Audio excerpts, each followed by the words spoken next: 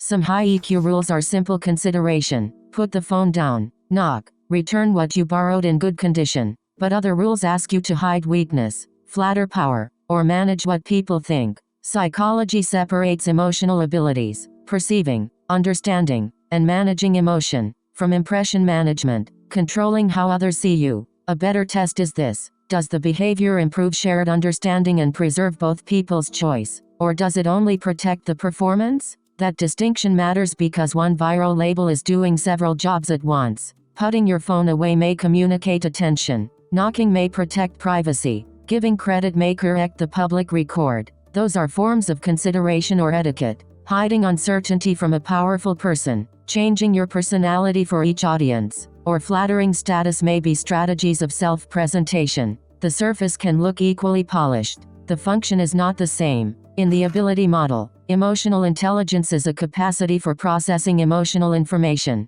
noticing emotion, using it to support thought, understanding how it changes, and managing it. It is not a score for perfect manners. It is not the promise that everyone will like you, and it is not a bundle of every positive trait. Emotional skill can help you read a room. It does not tell you what your reading should be used for. Impression management is also not automatically dishonest. People choose how to present themselves in interviews, first dates, classrooms, family gatherings, and unfamiliar groups. Research describes both the motivation to create an impression and the work of constructing it. Some of that work is ordinary coordination. Some protects privacy. Some becomes manipulation. The concept names a process, not a verdict. That means you cannot diagnose motive from polish alone. A calm face may be emotional regulation, fear, professionalism, exhaustion, or a safety strategy. A compliment may be sincere, strategic, or both. Even the same person may use the same behavior for different reasons in different rooms.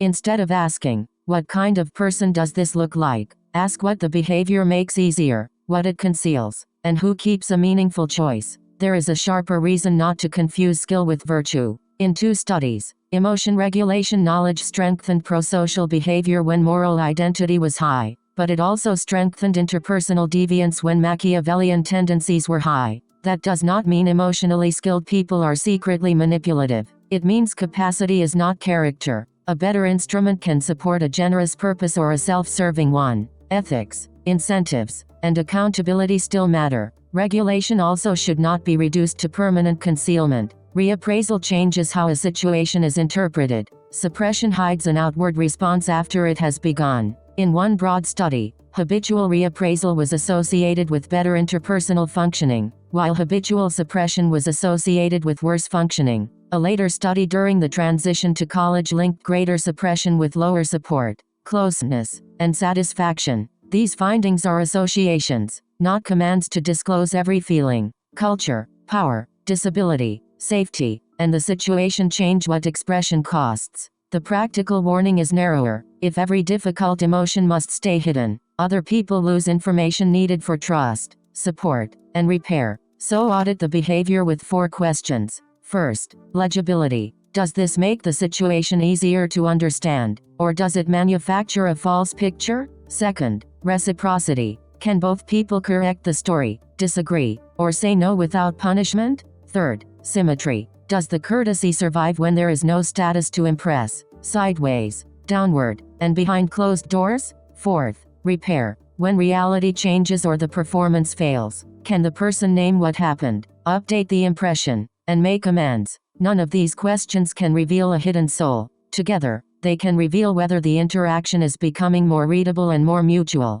Emotional intelligence expands the responses available to you. Impression management shapes what other people are allowed to see. Consideration protects the shared situation. They can overlap, but they are not interchangeable. The goal is not total transparency, perfect spontaneity, or refusing every social convention. It is to use emotional skill without turning yourself, or the people around you, into a product presentation. Read the room. Keep your choices. Leave room for theirs.